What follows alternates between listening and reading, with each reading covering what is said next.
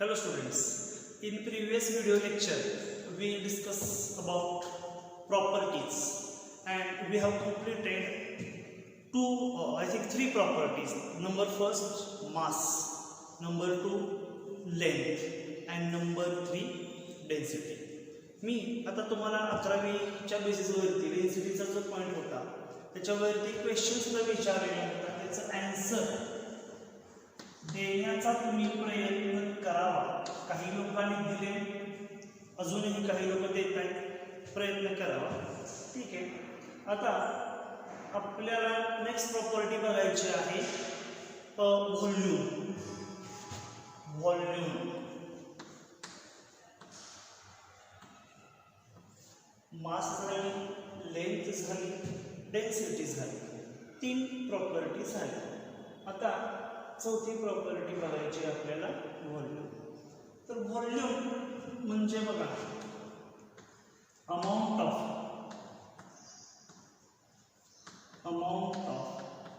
3 dimensional space, 3D space shortcut लिहितो बरं का, थोडं वाचवतो. 3 dimensional space occupied by an object, occupied by an object, amount of 3 dimensional space occupied by an object. 3 dimensional space म्हणजे समजतं का तुम्हाला? 3 dimensional बघा, आता फरशी आहे, फरशीवरती तुम्ही एक रेष मारली, फरशी. आता इमॅजिन करा बरं का, हे बोर्ड आहे, ते तुम्ही इमॅजिन करून समजून घ्या. फरशी आहे, फरशीवरती मी अशी रेष मारली, ही 1 डायमेन्शन झाली. अलग अलग आडवी रेष मारली फरशीवरती, त्यानंतर फरशीवरती उभी पण रेष मारली, ही 2 डायमेन्शन झाली. फरशीवरती आडवी रेष आणि फरशीवरती उभी रेष मारली, ही 2 डायमेन्शन झाली. आणि वरती, फरशीच्या वरती म्हणजे याच्या समोर बघा, ही फरशी असेल आडवी, तर वरती इकडं आलं माझ्या इकडं. इमॅजिन होते की नाही? ही फरशी घ्या, ही फरशी आडवी रेष मारली 1 डायमेन्शन, उभी रेष मारली 2 डायमेन्शन, आणि वरती, आता वरती रेष मारा येत नाही पण ही वरची बाजू अशी, ही 3 डायमेन्शन. 3 डायमेन्शन आलं का लक्षात? 3 डायमेन्शन ही असं आहे. आता बघा, amount of 3 dimensional space occupied by an object, occupied by an object called as volume. 3 dimensional space occupied by volume, त्याला असं म्हणायचं. आता समजून घेण्यासाठी तुम्ही बघू शकता की पाण्याचं भांड घ्या, एवढं मोठं माझ्याकडे पाण्याचं भांड आहे, पाण्याचं भांड एवढं मोठं माझ्याकडे आहे, बरोबर. मी पाणी असं भरत चाललं, पाणी भरलं याच्यामध्ये, पाणी भरलं याच्यामध्ये. ठीक. आता तुमच्या लक्षात यायला पाहिजे, 3 डायमेन्शन मध्ये यायला पाहिजे. भांड्यात पाणी भरतं की नाही? जे भांड्याचं तळ असेल ती काय 1 डायमेन्शन झाली. त्यानंतर लांबी रुंदी नाही, आपण थोडक्यात म्हणू शकतो 2 डायमेन्शन झाली. आणि पूर्ण पाणी बरोबर येते की नाही? पाणी बघतोय म्हणजे पाणी बरोबर येते म्हणजे उंची, ही 3 डायमेन्शन झालं. जनरली हे एकच होऊ शकतं, पण असू द्या, समजून घ्या. 3 डायमेन्शनमध्ये कसं, पाण्याची बॉटल आहे, पाण्याची बॉटल भरताय, पाणी मी मगानं किंवा ग्लासनं बाटलीमध्ये पाणी भरतोय, पाणी भरतोय म्हणजे 3 डिस्टन्स आहेत माझ्याकडे, लांबी पण आहे, रुंदी पण आहे. तळ सरफेस, तळ जो आहे ती रुंदी झाली, बाटलीचे कॉर्नर्स लांबी झाली, आणि मधनं जे पाणी येतं की नाही ते अंतर, उंची झाली. 3 डायमेन्शन मला वाटतं बहुधा हे तुमच्या लक्षात आलेलं आहे, तिथे काय फारच अडचण नाही. 3 डायमेन्शन म्हणजे कसं ते. मग 3 dimension space occupied by an object called as volume. ठीक आहे. आता व्हॉल्यूम हा मोजायचा कसा बघा, युनिट ऑफ व्हॉल्यूम हा डिस्टन्स क्यूब. डिस्टन्स क्यूब हे युनिट असं म्हणू शकतो आपण. कसं तर बघा, आता एक्झाम्पल हेच घेऊया आपण. हे काय म्हणायचं आहे, ते पण इथपर्यंत पाणी पाणी वळतंय म्हणजे पाणी असं असं वरवरती जाणार ना, वरवरती जाणार म्हणजे हे जे असं ही लांबी म्हणजे शेवटी अंतरच आहे, ही रुंदी म्हणजे हे अंतरच आहे आणि ही उंची जेवढ्या लेवलला पाणी मला स्पर्श होतंय म्हणजे ही उंची हे पण अंतरच आहे म्हणजे D into D into D, बरोबर का नाही, डी गुणिले डी म्हणजे शेवटी काय झाला डिस्टन्स क्यूब झाला. म्हणजेच आपण आता व्हॉल्यूमच्या बाबतीमध्ये म्हणणार आहे त्याला डेसिमीटर क्यूब असं आपण म्हणणार आहे. लांबी गुणिले रुंदी गुणिले उंची असं व्हॉल्यूम आपण मोजतो. आता म्हणजे व्हॉल्यूमची युनिट काय झालं डिस्टन्स क्यूब. आता आपण केमिस्ट्रीच्या भाषेमध्ये काय म्हणणार डेसिमीटर क्यूब असं म्हणणार, बरोबर. मग आता आपल्याला काय करायचं आहे कन्व्हर्जन्स तुम्हाला मी देतो, कन्व्हर्जन्स देतो. 3 dimensional space occupied by an object ज्याला आपण काय म्हणू शकतो व्हॉल्यूम असं म्हणतो. तर 1 डेसिमीटर क्यूब,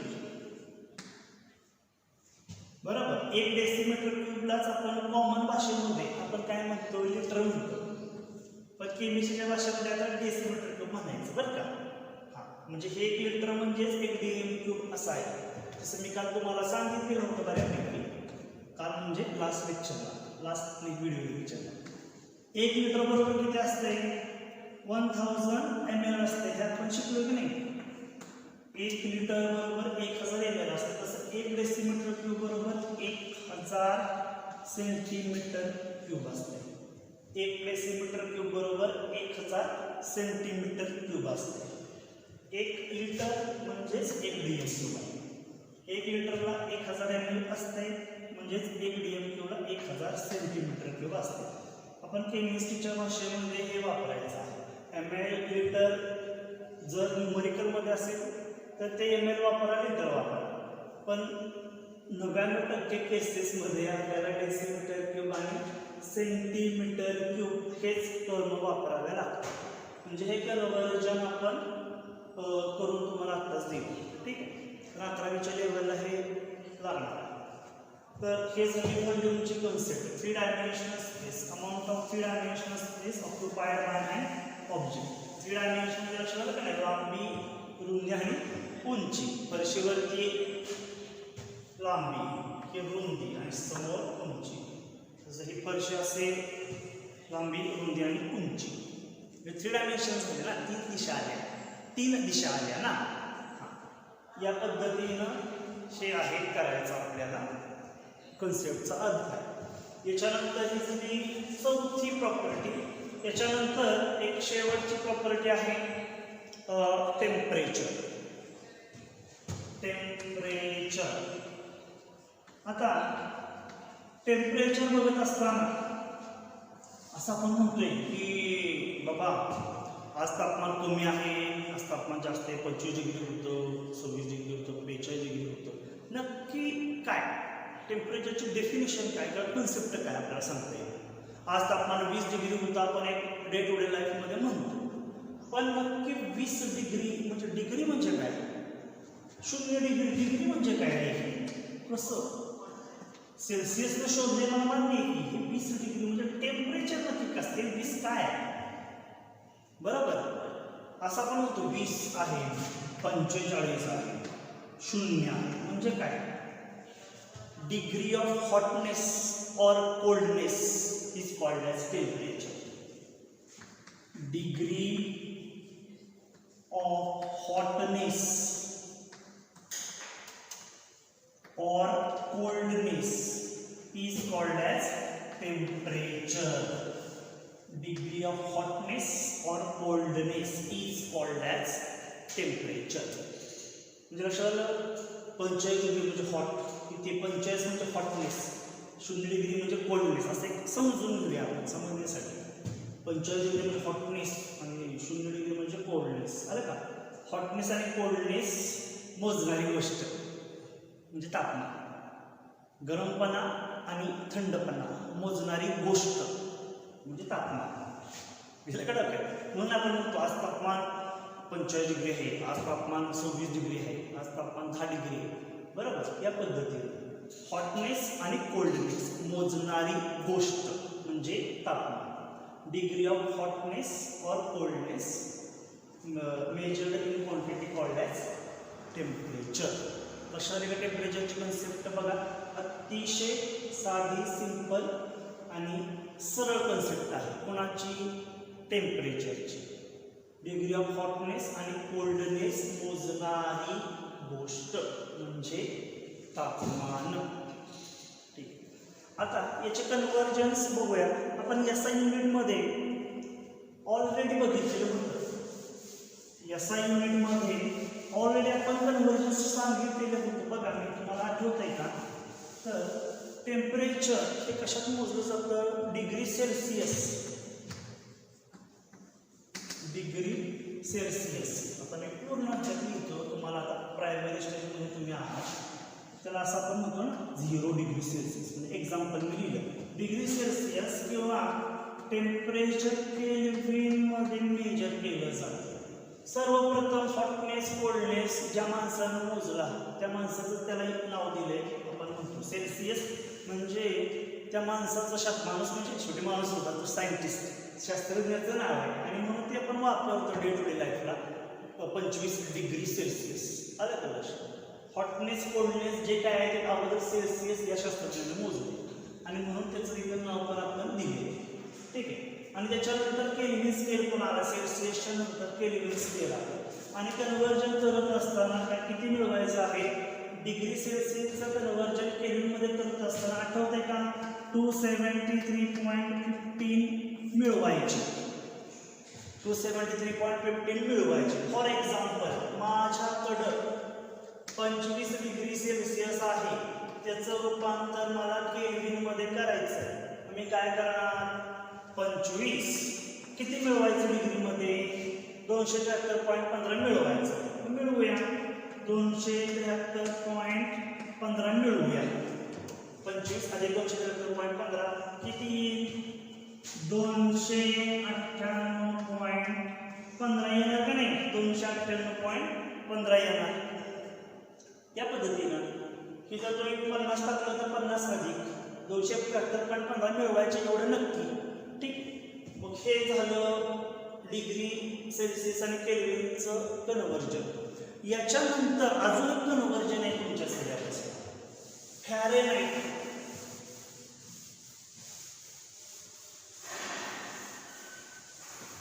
फॅरेनहाइट. आता बघा, आता सगळीकडं करोनाचं वातावरण आहे. मग करोनाचं वातावरण अशा परिस्थितीमध्ये आपण आता वेगवेगळ्या शॉपिंग मॉल्स किंवा हॉस्पिटल किंवा कुठल्या कार्यालयात गेलो तर डोक्यावरती लगेच 1-2 कर्मचारी असतात, बंदूक डोक्यावरती धरतोय. बरोबर नाही? डोक्यावरती बंदूक असं धरतोय. काय मोजतो? तापमान मोजतो का नाही थर्मामीटरनं? आता डिजिटल आले इन्फ्रारेड थर्मामीटर. असं लगेच डोक्यावरती बंदूक धरते. मग त्यानं तापमान मोजतोय. मग सांगतोय आपल्याला 98च्या वर गेल्यावरती तुम्हाला हितनात प्रवेश नाही. ते 98 म्हणजे काय? 100 म्हणजे काय? आपण म्हणतो कधी कधी ताप चढल्यावरती 100.2 ताप झालाय. तो ताप कशात मोजलेला असतो? फॅरेनहाइटमध्ये मोजलेला असतो. कधी कधी आपण आजारी पडलो तर आपल्याला ताप मोजला जातो बघा. कधी कधी 100च्या वर ताप गेला असं आपण म्हणतो. अरे 100 डिग्री का किती? असं लगेच तुमच्या मनात प्रश्न यायला पाहिजे की नाही? 100 डिग्री कसं जगल माणूस? कारण मनुष्याच्या शरीराचं तापमान 37 डिग्री असते. 100 डिग्री जळणारच की पाकच. बरोबर की नाही? म्हणून 100 डिग्री ताप झालाय असं मोजतो का नाही? तो फॅरेनहाइटमध्ये असतो. जो फॅरेनहाइट शास्त्रज्ञानं हे स्केल शोधून काढले. फॅरेनहाइट शास्त्रज्ञानं हे स्केल शोधून काढलेलं आहे म्हणून त्याचं नाव त्याला दिलेलं आहे. आणि म्हणून आपण आत्ताच्या काळामध्ये विशेषतः तुम्हाला परिचित असाल, कुठं गेला तरी तापमान सांगते 98च्या वर झालं म्हणजे 37 डिग्रीच्या वर झालं की तुम्हाला मिळणार नाही प्रवेश. ते आहे आपल्याला. ठीक आहे. म्हणजे फॅरेनहाइट स्केल. आता मग कन्व्हर्जनचा फॉर्म्युला मला देणं गरजेचं आहे. मग कन्व्हर्जनचा फॉर्म्युला मला कसा आहे? एफ. एफ म्हणजे कोण आहे? फॅरेनहाइटचा सिम्बॉल घेतलेला F. Fahrenheit is equal to 9/5 into degree Celsius. Degree Celsius plus 32 या पद्धतीनं मी तर लिहिले. ठीक आहे. आता तुम्ही कन्व्हर्जन करू शकता. बघा फॅरनहाइट तुम्हाला काढायचं किती डिग्री दिल्या, आपण म्हणूया एकच डिग्री मला दिली, एकच डिग्री मला दिले, किंवा आपण काय म्हणू 5 डिग्री मला दिली असं म्हणूया. मला 5 डिग्रीचं फॅरनहाइट सांगा, 5 डिग्री सेल्सिअसचं फॅरनहाइटमध्ये मला रूपांतर सांगा. हा फॅरनहाइटनं फॉर्म्युला दिलाय. डिग्री सेल्सिअसचं रूपांतर फॅरनहाइटमध्ये करण्याचा हा फॉर्म्युला आहे. F = 9/5 × C + 32. म्हणजे 5 डिग्री सेल्सिअस म्हणजे C ची किंमत किती टाकणार आहे मी? 5 टाकणार. मग काय येते मला तुम्ही सांगा बरं. 9/5 गुणिले C ची किंमत किती? 5 अधिक किती? 32. हा फॉर्म्युला कोणाचा आहे? फॅरनहाइटचा फॉर्म्युला आहे का नाही? फॅरनहाइटचा फॉर्म्युला हा आहे. ठीक आहे. मग याच्यावर आता सांगा काय करायचं. मॅथ्स सगळ्यांचं आहे, चांगलं आहे. आधी बेरीज करतो का? नाही. रूल कसे असतात? आधी गुणाकार करायचा आणि जर तुम्ही काय कराल 32 अधिक 5 कराल, बरोबर का? अगोदर काय करतो मल्टिप्लिकेशन, नंतर डिवाइड आणि मग शेवटी तर बेरीज केली पाहिजे, बरोबर ना? म्हणजे अगोदर गुणाकार करणार, नंतर भागाकार करणार, नंतर बेरीज करणार.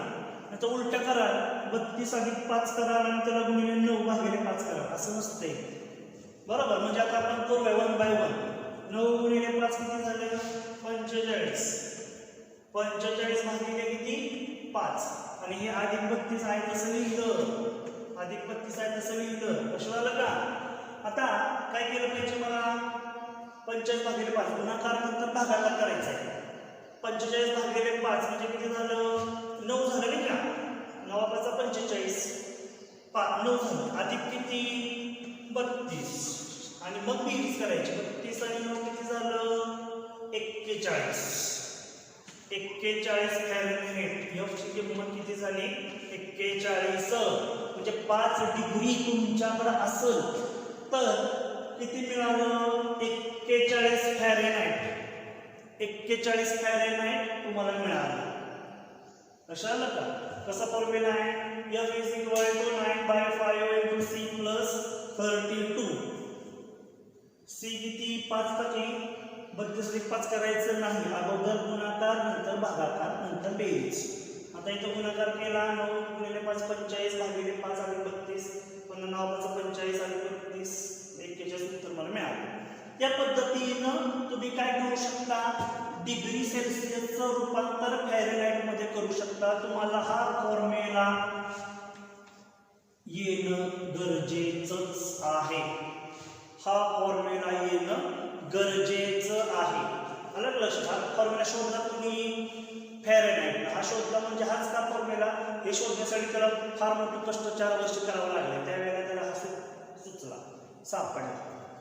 ठीक आहे. आता दुसरं एक्झाम्पल घ्यायचं असेल तर बघा, याच्यावरती एक प्रश्न देखील तुम्हाला मी विचारणार आहे या व्हिडिओ लेक्चरमध्ये सुद्धा. आता माझ्याकडे 1 डिग्री असेल तर 1 डिग्री असेल तर किती फॅरनहाइट होईल बघा बरं. आपण कॅल्क्युलेशन करू. तिथे किती टाकणार मी? 1 टाकणार ना. आता 32 अधिक 1 33 करू का? नाही ना करता येत. काय केलं पाहिजे? गुणाकार. म्हणजे 9 गुणिले 1 9. 9/5 अधिक 32. बघा मी जास्त काय खराब बोलणं करता इथं एक्सचेंज केलेलं आहे. 9/5 अधिक 32. तर 9/5 बघा तुम्ही कॅल्क्युलेशन करून किती? 5 × 5 1 पॉइंट समथिंग आपण करूया, सोपं आहे. 9 × 5 5 × 5 किती झाले? 4 राहिले. तिथे 0 पॉईंट दिला पाहिजे ना, वरून नंबर घेतलाय म्हणजे 8×45 1.8 येते. अधिक 32. 9/5 म्हणजे 1.8 अधिक 32 म्हणजे किती झालं? 33.8 झालं. 33.8 फॅरनहाइट झालं. किती डिग्री म्हणजे? 1 डिग्री म्हणजे 33.8 फॅरनहाइट झालं. म्हणजे तुम्ही असं कॅल्क्युलेशन करू शकता, म्हणजे आता तुमच्या या गोष्टींमुळे एक लक्षात आलंय का बघा, डिग्री सेल्सिअस आणि फॅरनहाइट हे दोन्ही पण वेगळे वेगळे आहेत. डिग्री सेल्सिअस आणि फॅरनहाइट जे आहेत का नाही ते दोन्ही पण वेगळे वेगळे आहेत. इक्वल असते तर आपण एकच युनिट वापरलं असतं का नाही. डिग्री आणि फॅरनहाइट वेगळे वेगळे तुम्ही कॅल्क्युलेशन करून टॅली करू शकता. 1 डिग्री घेतलं तर 33.8 येते. मग अशी 5 घेतलं होतं तर 41 आलं. अजून 50 घेतलं किंवा 42 घेतलं 48 घेतलं तर कॅल्क्युलेशन करू शकता. आधी गुणाकार नंतर भागाकार नंतर बेरीज एवढं करायचं. या पद्धतीनं फॅरनहाइटचं कन्व्हर्जन. म्हणजे आता मला सांगायचा प्रश्न विचारायचा आहे शेवटच्या पार्टमध्ये काय की डिग्री सेल्सिअस आणि फॅरनहाइट इक्वल आहेत का?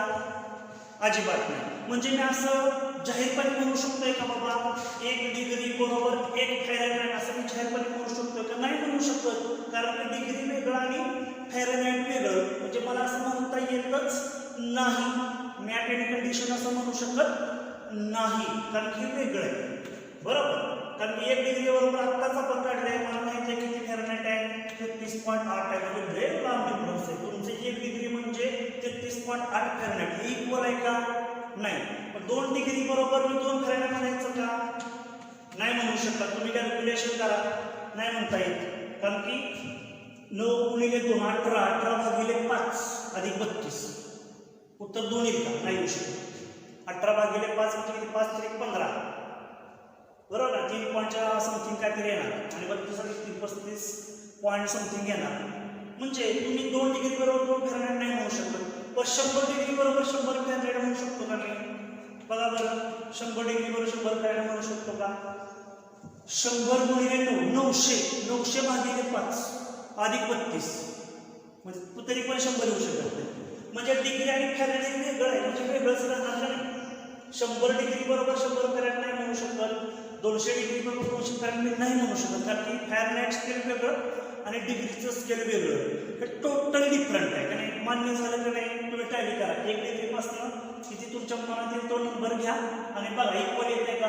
नाही येऊ शकत. इक्वल असतं तर मग फॅरनहाइटचं स्केल निघालंच नसतं ना. वेगळं आहे म्हणून तर निघाले. बरोबर. म्हणजे 1 डिग्री बरोबर 1 फॅरनहाइट येत नाही. 2 डिग्री बरोबर 2 फॅरनहाइट येत नाही. 42 डिग्री बरोबर 42 फॅरनहाइट नाही येणार. 50 डिग्री बरोबर 50 फॅरनहाइट नाही येणार. अजिबात येऊ शकत नाही. हे तर मान्य झालेलं 100% आणि मी करायला शिकवलेलं आहे. आता माझा प्रश्न काय बघा. आता माझा प्रश्न काळजीपूर्वक ऐका. असं एक टेम्परेचर आहे. असं एक टेम्परेचर आहे. एकच नंबर असा आहे की ज्याला तुम्ही डिग्री आणि फॅरनहाइट सेम म्हणू शकता.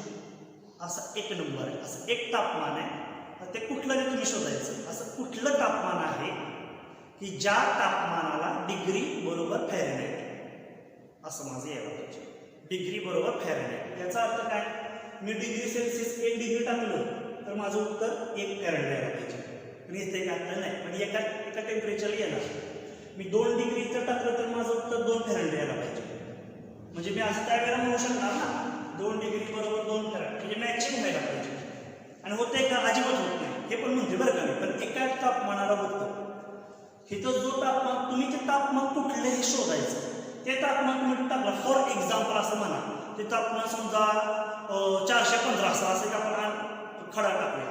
415 डिग्री असेल. एक्झाम्पलच्या द्वारे माझा प्रश्न तुम्ही करेक्ट समजून घ्या. समजा 415 इथं टाकलं आणि माझं उत्तर किती आलं पाहिजे? इथं फायनली 415 हे आलं पाहिजे. 415 हे आलं पाहिजे. असं एक तापमान आहे 415 F. आता तर तुम्ही म्हणताय सर पहिल्यांदा शिकवता मॅच तर होत नाही. ॲट एनी कंडिशन मॅच होणार नाही. आणि परत म्हणता एक तापमान मॅच होते. हो अपवाद आहे. एकच तापमान मॅच होतं. कुठलं होतं ते तुमचं तुम्ही शोधायचं. तो प्रश्न तुमच्यासाठी. असं कुठलं टेम्परेचर आहे की ज्या टेम्परेचरला डिग्री सेल्सिअस आणि फॅरनहाइट स्केल इक्वल असतात. असं कोणतं टेम्परेचर आहे की ज्या टेम्परेचरला डिग्री सेल्सिअस आणि फॅरनहाइट स्केल हे इक्वल येतात. त्यांचं उत्तर सेम येतं. हा माझा प्रश्न. आत्ताच आपण टॅली केले. 1 डिग्रीला 1 फॅरनहाइट येत नाही. 2 डिग्रीला 2 फॅरनहाइट येत नाही. 5 डिग्रीला 5 फॅरनहाइट येत नाही. तेवढं 41 येते. बरोबर. आणि असं येत पण नाही मी म्हणतोय. पण एक तापमानाने येते हे पण मी म्हणतोय. ते तापमान कुठलं ते तुम्ही शोधायचंय. असं कुठलं टेम्परेचर आहे की ज्याला degree Celsius is equal to Fahrenheit असं माझं उत्तर येईल. असं ते तापमान शोधा तुम्ही. ठीक आहे. हा आत्ताच्या व्हिडिओ लेक्चरचा क्वेश्चन तुमच्यासाठी झाला. म्हणजे या ठिकाणी आपल्या सर्व प्रॉपर्टीज कंप्लीट झाल्या. कुठल्या? मास, व्हॉल्यूम, लेंथ, डेन्सिटी, टेम्परेचर. बरोबर, या सगळ्या प्रॉपर्टीज कंप्लीट झालेल्या आहेत. होपफुली या तुमच्या लक्षात आलेल्या असाव्यात. काही डाऊट असतील तर व्हॉट्सअपवरती विचारा, व्हॉट्सअप ग्रुपवरती किंवा पर्सनली विचारा. ठीक आहे. आणि नेक्स्ट व्हिडिओ लेक्चरला आपण नेक्स्ट पॉईंट चालू करू. Hopefully you have understood all the things. In next video lecture we will discuss about some next point. Thank you.